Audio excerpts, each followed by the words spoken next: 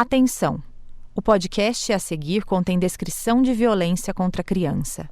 No episódio anterior, você ouviu como 2 laudos sobre a causa da morte do garoto João Paulo apresentaram conclusões diferentes e que também não havia um consenso sobre que tipo de asfixia ele tinha sofrido. E que as especulações e pressões da sociedade levaram o primeiro delegado a deixar o caso. Você também ficou sabendo que entre os primeiros suspeitos esteve um padre do colégio contra quem nunca foi encontrado nada, mas que deixou a batina depois da repercussão das investigações. E outras suspeitas que não levariam a lugar nenhum ainda iam surgir, como um possível sequestro ou até a morte do garoto para queima de arquivo, o que faria a investigação se prolongar por 4 anos.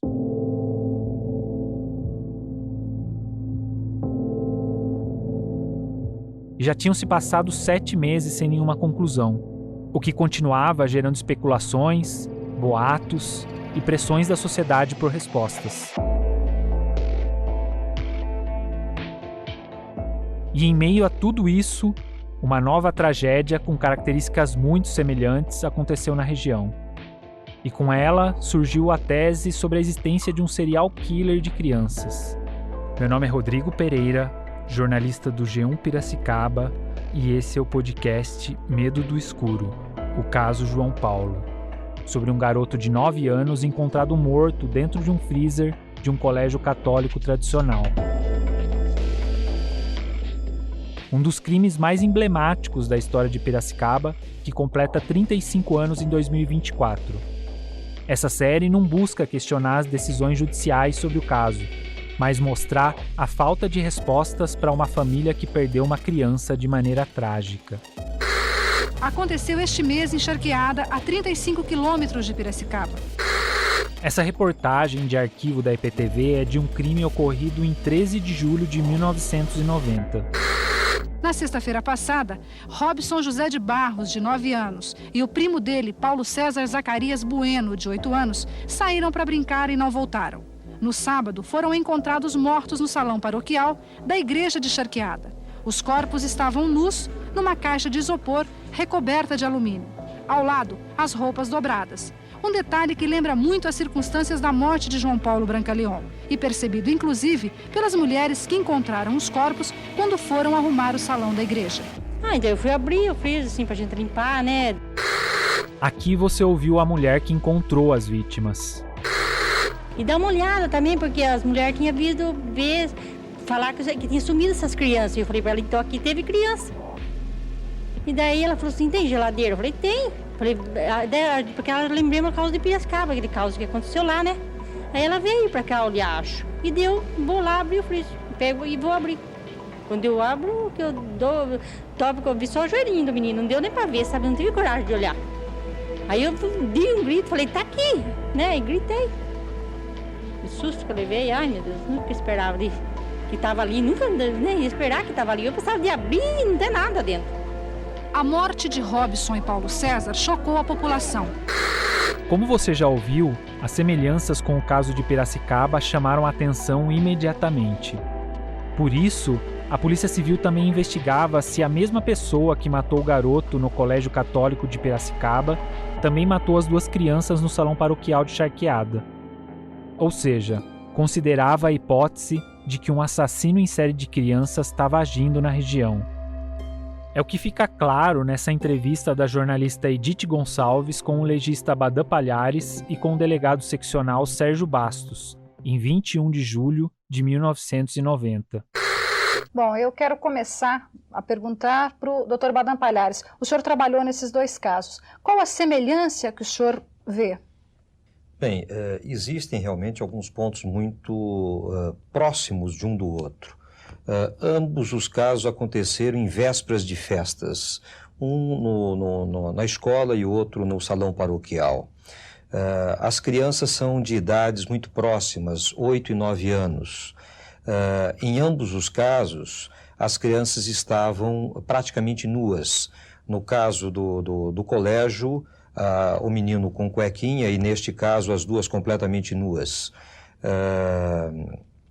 As roupas estavam do lado de fora, neste caso, segundo as informações que nós colhemos, não estavam dobradas, estavam completamente diferentes né, do caso do colégio. No entanto, o tipo de morte é muito parecido. Mas essas crianças também, doutor Badan, elas foram mortas antes de serem colocadas na caixa? A impressão que nós temos é que estas crianças já estavam mortas quando foram colocados na caixa, ou pelo menos inconscientes quando colocados dentro desta caixa térmica. Depois, a Edith também faz questionamentos ao delegado Sérgio Bastos, que comenta sobre as semelhanças no modus operandi, que é a forma de agir do autor do crime. Existe uma maneira de agir no Colégio Dom Bosco e uma maneira de agir idêntica, nesse caso lá de Charqueada. E isso pesa muito. E nós podemos realmente estar aí com um elemento com possibilidade de debilidade psíquica e atacando crianças. Mas o senhor acha que a pessoa que praticou o crime em Charqueada é a mesma pessoa que praticou o crime em Piracicaba ou não? Veja bem, a polícia tem 2 tipos de atividade neste caso. Ela está tratando o caso como sendo uma continuação do caso Dom Bosco, com uma equipe aventando a hipótese de nós termos realmente um indivíduo desequilibrado praticando esses delitos. E uma outra que está apurando o caso apenas a nível de Charqueada, como se fosse um fato isolado e que a pessoa ou as pessoas que foram autoras agiram inspiradas ou talvez motivadas por aquilo que aconteceu em Piracicaba. O que o senhor acha que leva, doutor Badan, uma pessoa a praticar esse tipo de crime? Qual a característica que tem o indivíduo? É muito difícil nós podermos pré-julgar uma atitude de alguém se não conhecemos ainda esta pessoa, né? Mas, sem sombra de dúvida, para que isto aconteça, só pode existir um distúrbio de comportamento na pessoa envolvida e responsável por essas mortes. O Badan e o Bastos não disseram aqui, mas outra coincidência foi o fato de que os locais onde os corpos foram encontrados tinham ligações com a Igreja Católica. Isso foi comentado numa entrevista com o vigário de Charqueada na época. O vigário da Matriz não afasta a possibilidade de existir ligação entre o caso João Paulo Brancaleon e o caso de Charqueada. Olha, eu já pensei também nisso, porque num colégio católico e no salão paroquial, até eu sei se eu julguei mal meu próximo, mas estou pensando de gente que sei, alguma rivalidade contra a igreja, algum recalque contra a igreja, então está fazendo isto, talvez tenha alguma ligação. Mas embora na época tenha se levantado a hipótese de conexão entre os 2 casos, nunca surgiram provas disso. 2 suspeitos pelos assassinatos dos garotos Robson e Paulo César chegaram a ser presos 5 anos depois. E a tese era de que os 2 meninos foram mortos porque eles estariam furtando doces que iam ser servidos numa festa. Mas as prisões foram revogadas pela justiça e o caso foi arquivado sem que alguém fosse condenado pelo crime. Voltando para 2023, na minha conversa com o Bastos, eu perguntei o que ele achava sobre a suposta ligação de um caso com o outro, depois de tanto tempo. E ele voltou a falar sobre o modus operandi parecido e da hipótese de uma pessoa ter se influenciado pelo crime que aconteceu na cidade vizinha. A polícia, para mim, ela tem uma coisa que chama-se modus operandi, que é muito séria.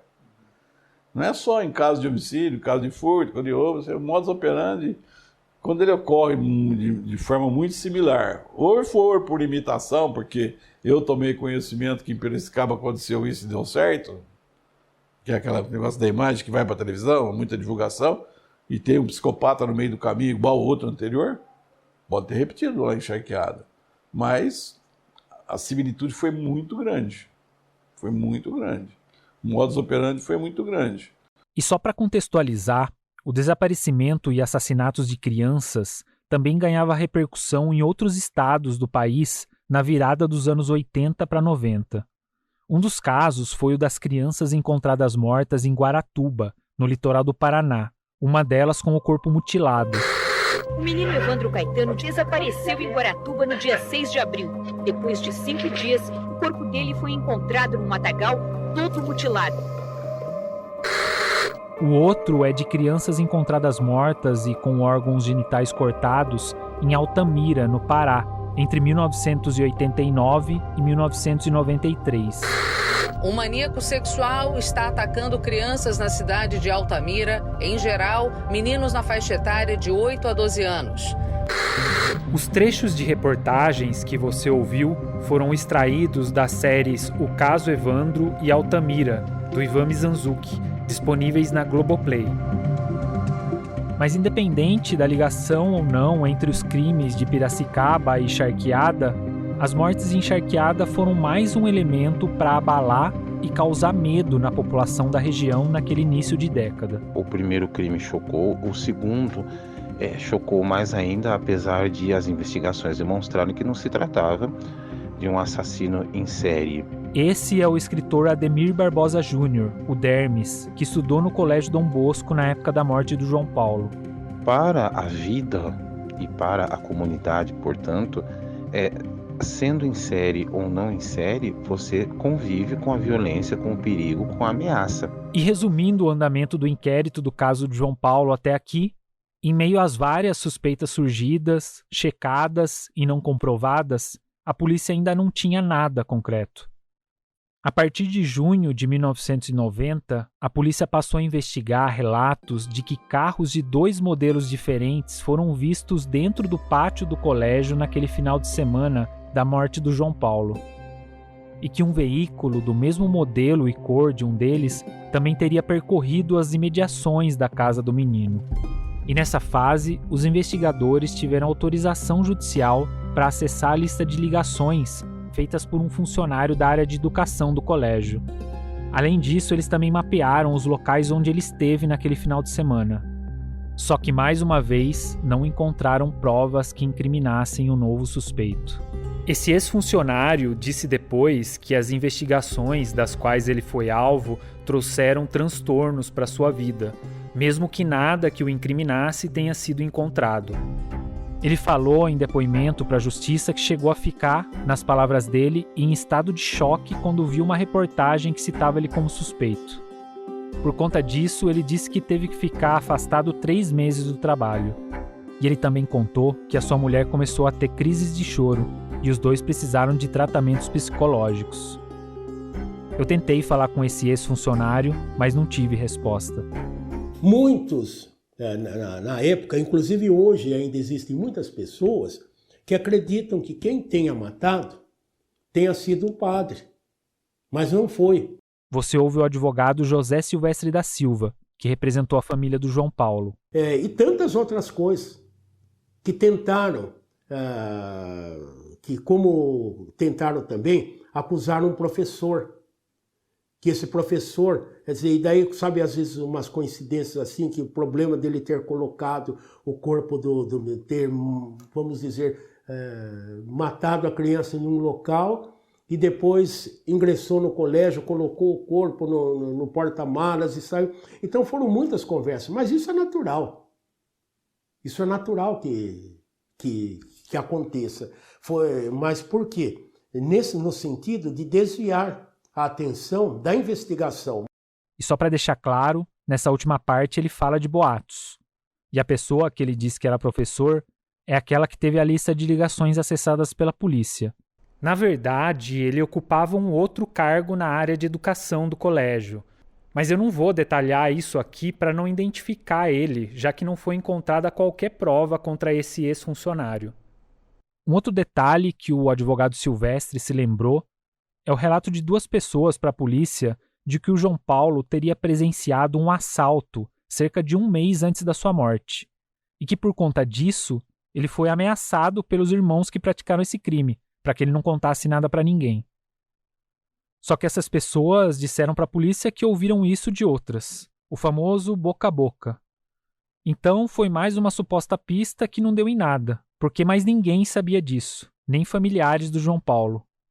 Para o Silvestre, isso também seria uma forma de buscar desviar a culpa para pessoas menos influentes na comunidade. 3, 4 pessoas, vizinhos, pessoas que já, vamos dizer, o menor que já teve uma questão com a polícia.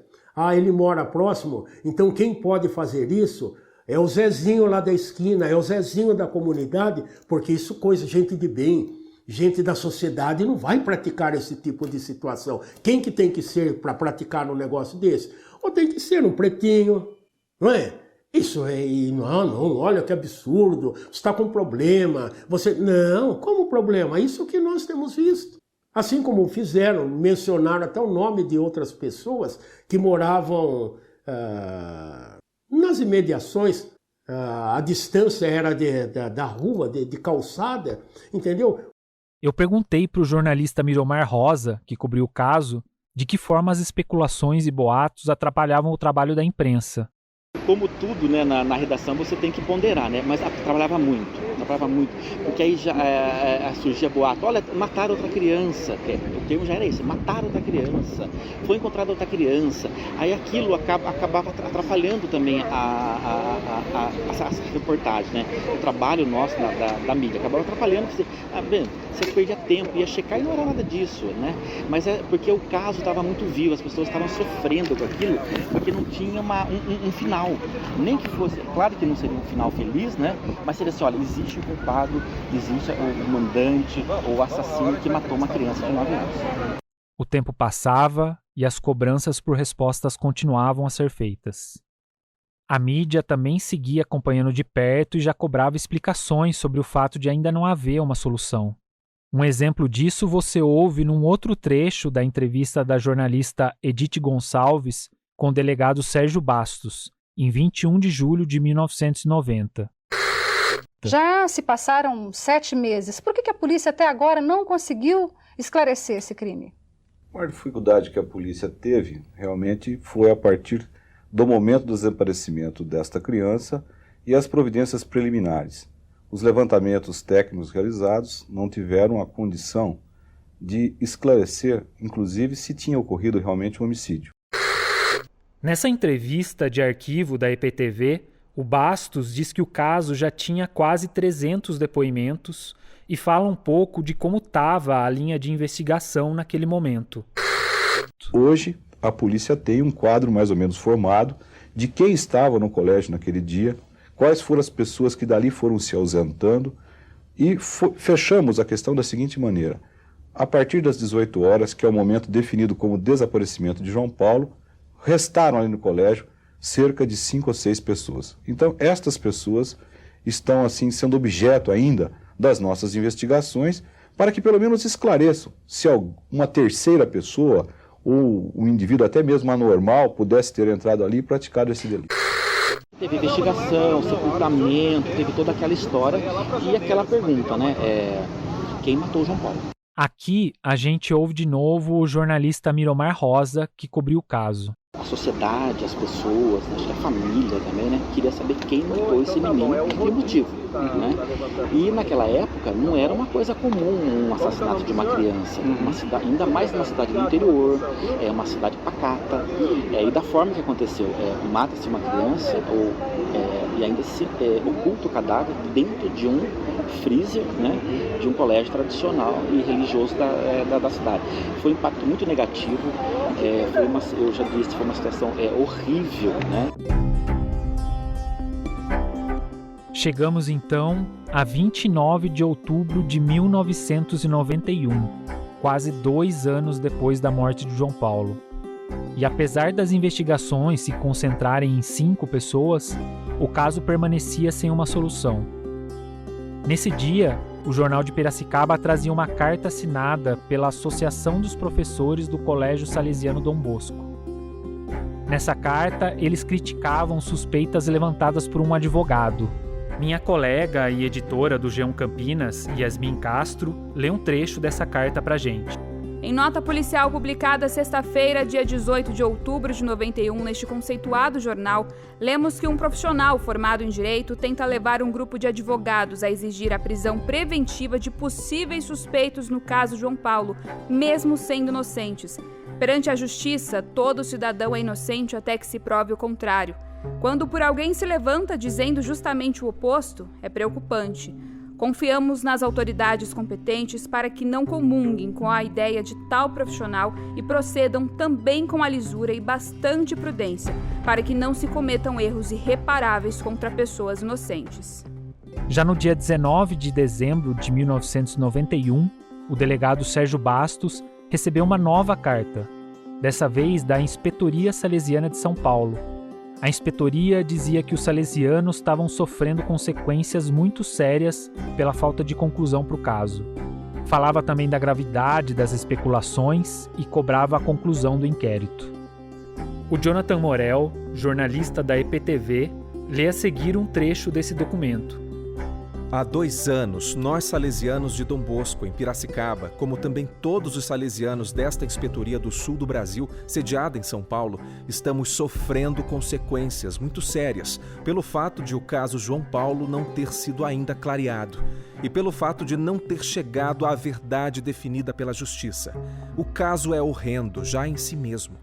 A sociedade piracicabana e nós, salesianos de Dom Bosco, precisamos da verdade, terrível, a deletéria para a sociedade e para os salesianos educadores. É essa situação em que se encontra a perícia, quando não consegue elucidar os fatos e se chegar à verdade. Enquanto isso, o mal prospera. As suspeitas ceifam os inocentes e nós, salesianos, também continuamos sofrendo calúnias, difamações, suspeitas. Eu perguntei para o Dr. Bastos se essas pressões sofridas atrapalhavam o trabalho policial. Ele me disse que não e que houve apenas um obstáculo nas investigações. Não, eu acho que o principal obstáculo realmente foi aquele que foi superado da causa-mortes. Esse era crucial. Aqui ele está se referindo ao laudo assinado pelo legista Badan Palhares que determinou a causa da morte. Porque ele poderia, vamos dizer, ele determinou se o caso era um caso de homicídio ou se era um caso de acidente. Então essa é a peça principal. As demais dificuldades encontradas foram normais, porque não existia o instinto de autoproteção dentro do ambiente que foi localizado o corpo, as circunstâncias, as pessoas que envolviam, a opinião pública ficou muito alarmada com tudo, não é? Então, foram circunstâncias que quem trabalha na polícia sabe que sempre vai defrontar isso com ela. A polícia continuou os trabalhos e a gente chega a 26 de junho de 1992, 2 anos e meio após o crime e ainda sem uma solução. Nessa época, ainda prosseguia a linha de investigação sobre o educador que tinha um carro considerado suspeito, mas que acabaria sem provas contra ele. E nesse dia, o caso teve mais uma amostra de como o boca a boca atravessava os trabalhos policiais. A polícia recebeu uma denúncia anônima de uma mulher sobre uso de drogas no endereço no bairro Alemães. E embora já tivessem se passado 2 anos e meio da morte do João Paulo, a denunciante dizia que antes mesmo da morte do garoto, ela ficou sabendo que ele estava naquele endereço, sequestrado, e que tinha ouvido o choro dele lá. E ela disse que não denunciou antes por medo dos supostos sequestradores que também eram envolvidos com o tráfico. A denúncia chegou até a ser relatada oficialmente no inquérito. Só que nessa altura, como você ouviu há pouco, a polícia já tinha restringido as investigações ao interior do colégio. Então essa tese de sequestro foi descartada. Em certo ponto, os boatos atingiram até a vítima. Uma coisa que muito assim começou a chamar a atenção, que os desvios de informações. Aqui você ouve de novo o advogado Silvestre, que defendeu a família. E João Paulo começou a ser taxado por alguns setores, no sentido de que ele não era uma criança bem vista, era uma criança abandonada e coisas que não procediam. E as coisas foram evoluindo nesse sentido. Mas quem era o menino? Filho de um mecânico? E a gente sabe como que as coisas funcionam. Até porque eu digo assim que na minha posição como um homem negro, então nós sabemos como que a sociedade nos vê. E naquele momento, você passa a perceber que as coisas tentam tomar um rumo diferente. O Silvestre lembra como os comentários também respingaram nele mesmo. Ele conta que, por se tratar de um caso ocorrido numa escola católica e por ele atuar na mesma tese de que uma pessoa ligada ao colégio teria praticado o crime, ele recebeu críticas de um padre durante uma missa da qual ele estava participando na cidade. Em determinado momento, o padre, durante o sermão, trouxe o caso João Paulo Brancalhão. Mas eu nunca ouvi tanta crítica à minha pessoa como o que ele fez. Nominal. Que esses advogados, José Silvestre da Silva e o Jornal de Piracicaba, estão querendo acabar com a Igreja Católica. E falou um tempão. O advogado disse que pediu para falar com o padre depois da missa e disse para ele que aprendeu na igreja a falar a verdade e ser justo. E que também disse para o padre o seguinte: e não é o que os senhores estão falando que vai me desanimar, não. Aí me dá mais resistência para fazer tudo isso. Mas hoje o senhor tem a certeza que o senhor está me fazendo sair daqui mais poderoso. Eu fiz contato com a assessoria de imprensa da Diocese de Piracicaba para pedir uma entrevista com um representante para que ele comentasse a repercussão do caso na comunidade católica e essa situação com o Silvestre. Mas a assessoria disse que os 2 bispos da diocese no período que poderiam falar a respeito já faleceram. Além disso, explicou que o colégio tem inspiração católica, mas não possui vínculo administrativo ou jurídico com a diocese. Eu pedi uma entrevista com um representante do Colégio Dom Bosco, mas a escola optou por se manifestar por meio de uma nota. Nela, ele diz que se pauta pela transparência nas relações mantidas com os diversos públicos e que tem uma trajetória de posicionamento ético nas mais diversas situações. E informa que a atual diretoria da instituição assumiu as atividades em 2021 e, sempre que solicitada, tem se pronunciado sobre as mais diversas questões que envolvam o colégio e toda a comunidade escolar. E em relação à morte do João Paulo, a escola afirmou que se solidariza com a dor dos familiares e amigos e que sempre prestou auxílio à família e às autoridades. Em meio a esse cenário e poucos dias depois da morte de João Paulo completar 3 anos sem uma solução para o caso, o delegado seccional assinou um documento fundamental para o caso. Nesse documento, de 4 de janeiro de 93, o Sérgio Bastos repassa a chefia das investigações para o seu assistente na seccional, o delegado José Maria Franquim. Dessa vez, questões institucionais da Polícia Civil atravessavam o caso João Paulo. O Bastos fala nesse comunicado que, por conta do acúmulo de serviços na delegacia seccional, principalmente os serviços administrativos, ele estava transferindo o inquérito para o assistente da seccional. O Bastos disse para mim que o Franquim já estava atuando nas investigações desse caso desde que foi criado um setor exclusivo para homicídios na seccional, como eu contei no começo desse episódio. De qualquer forma, eu apurei nos autos do processo que foi só a partir dessa época que o Franquim passou a colher depoimentos para o caso. E além disso, ele decidiu começar as investigações do zero. Mas o Franquim conseguiu concluir o inquérito. E 11 meses depois de assumir, ele pediu a prisão de um suspeito. Os 3 estiveram na sala com o suspeito, né?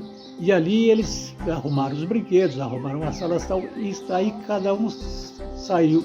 E o João Paulo ficou e não foi mais visto. Não foi mais visto. E uma das testemunhas-chave nessa conclusão das investigações, que na época tinha só 11 anos, nunca tinha falado com a imprensa.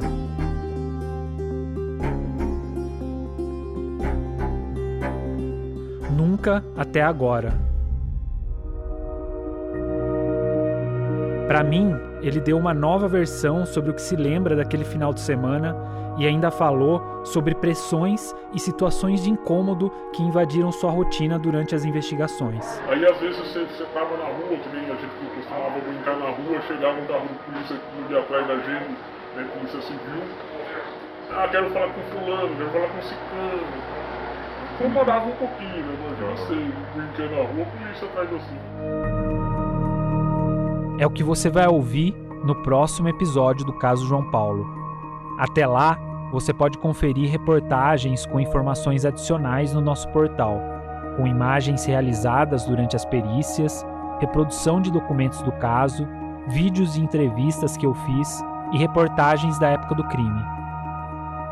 A apuração, entrevistas, roteiro e edição deste podcast foram realizadas por mim, Rodrigo Pereira.